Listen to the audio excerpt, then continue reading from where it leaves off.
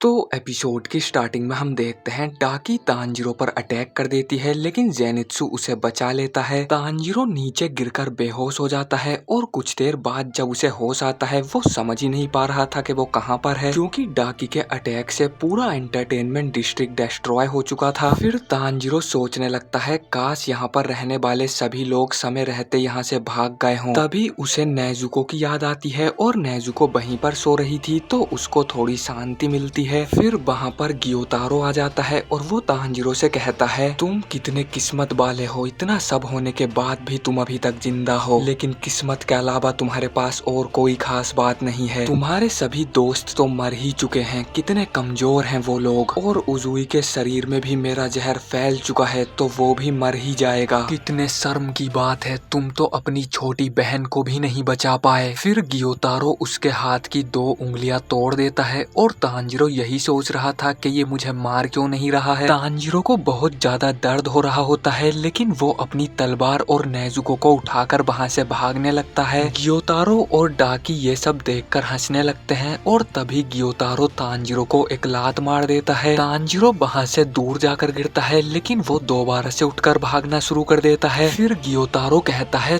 तुम कितने डरपोक हो, और वो तांजीरो को पीटना शुरू कर देता है। फिर गियोतारो तांजीरो से कहता है अगर तुम डीमन बन जाओ तो शायद मैं तुम दोनों को छोड़ दूं। डाकी ये सुनकर खुश नहीं होती है और वो उन्हें मारने के लिए बोलती है, लेकिन गियोतारो उसकी नहीं सुनता है। फिर तांजीरो कहता है इस पूरा टाइम मैं बस इसी का इंतजार कर रहा था, और वो अपने सर को जोर से गियोतारो के सर पर मार देता है। तो गियोतारो हंसते हुए कहता है क्या अब तुम मुझे इस टक्कर से मारने वाले हो, लेकिन तभी उसे चक्कर आने लगते हैं और वो देखता है तांजीरो ने उसके पैर में विस्टेरिया के पॉइजन वाला चाकू मार दिया है। चाकू लगने की वजह से गियोतारो काफी कमजोर हो जाता है और तभी तांजीरो अपनी तलवार उठाकर उसका गला काटने लगता है। ये देखकर डाकी तांजीरो पर अटैक करती है, लेकिन तभी वहाँ पर जेनित्सु आकर उसके सभी रिवंश को काट देता है। फिर जेनित्सु अपनी थंडर क्लैप एंड फ्लैश की गॉड स्पीड का इस्तेमाल करता है और उसकी स्पीड बहुत ही तेज हो जाती है। जेनित्सु डाकी की गर्दन तक पहुँच जाता है, लेकिन वो उसकी सॉफ्ट गर्दन को नहीं काट पा रहा था। फिर जेनित्सु सोचने लगता है अगर मैंने इस बार इसकी गर्दन को नहीं काटा तो मुझे दूसरा मौका नहीं मिलेगा। उधर गियोतारो अपने पैर से उस चाकू को निकाल लेता है और वो गुस्से में तांजीरो पर अटैक करने लगता है। तांजीरो बस खुद को बचाने की कोशिश कर रहा होता है और गियोतारो उसे मारने ही वाला होता है, लेकिन तभी वहाँ पर उजुई आ जाता है और वो गियोतारो पर अटैक करके उसे पीछे कर देता है। गियोतारो सोचने लगता है ये मेरे जहर से मरा क्यों नहीं, और उसे समझ आता है उजुई ने किसी तरह पॉइजन को अपने दिल तक पहुँचने से कुछ समय के लिए रोक लिया है। फिर गियोतारो अपने ब्लेड से उजुई पर अटैक करता है, लेकिन उजुई उसके सभी अटैक को सॉन्ग में बदल देता है और बड़े ही आराम से उसके अटैक से बच जाता है। उजुई को भी गियोतारो के अटैक समझ में आ चुके थे और वो दोनों एक दूसरे से लड़ने लगते हैं। दोनों बहुत ही गुस्से में लड़ रहे होते हैं और उनमें से कोई भी हार मानने के लिए तैयार नहीं था। तभी तांजीरो को एक मौका दिखाई देता है और वो गियोतारो पर अटैक कर देता है, लेकिन गियोतारो उसको देख लेता है और वो उसके मुंह में अपना शिकल घुसा देता है। तांजीरो के शरीर में भी जहर फैलने लगता है, लेकिन वो फिर भी अपनी तलवार को गियोतारो के गले पर लगा देता है। फिर तांजीरो अपनी पूरी जान लगाने लगता है और तभी उसके चेहरे पर जो निशान होता है वो बड़ा हो जाता है। तांजीरो के बाल भी चेंज हो जाते हैं और उसकी ताकत भी बढ़ने लगती है और वो गियोतारो की आधी गर्दन को काट देता है। उधर जेनित्सु कमजोर पड़ने लगता है तो डाकी उस पर पीछे से अटैक करती है, लेकिन तभी वहाँ पर इनोसुके आकर जेनित्सु को बचा लेता है और वो कहता है मैं पहाड़ों में बड़ा हुआ हूँ तो मुझ पर जहर का कोई असर नहीं होता और मैं अपने ऑर्गन भी शिफ्ट कर सकता हूँ। फिर इनोसुके भी डाकी की गर्दन को काटने लगता है और वो तीनों अपना पूरा जोर लगा रहे होते हैं। कुछ देर मेहनत करने के बाद वो उन दोनों डीमन की गर्दन को एक साथ काट देते हैं। तांजीरो के शरीर में जहर फैल चुका होता है, वो जमीन पर गिर जाता है और उसे ठीक से दिखाई भी नहीं दे रहा था। फिर उजुई तांजीरो से कहता है तुम्हें यहाँ से जल्दी भागना होगा, लेकिन तांजीरो को कुछ भी सुनाई नहीं दे रहा था। तभी गियोतारो के शरीर में से कुछ ब्लेड्स निकलने लगते हैं और वहाँ पर एक बहुत बड़ा धमाका हो जाता है। उन चारों को वहाँ से भागने का मौका भी नहीं मिलता है और ये एपिसोड यहीं पर खत्म हो जाता है। तो अगर आपको ये वीडियो पसंद आई है तो लाइक कर देना। पिछले सभी एपिसोड्स के लिंक आपको डिस्क्रिप्शन बॉक्स में मिल जाएंगे। मैं मिलता हूँ आपसे बहुत जल्द किसी नेक्स्ट एपिसोड में।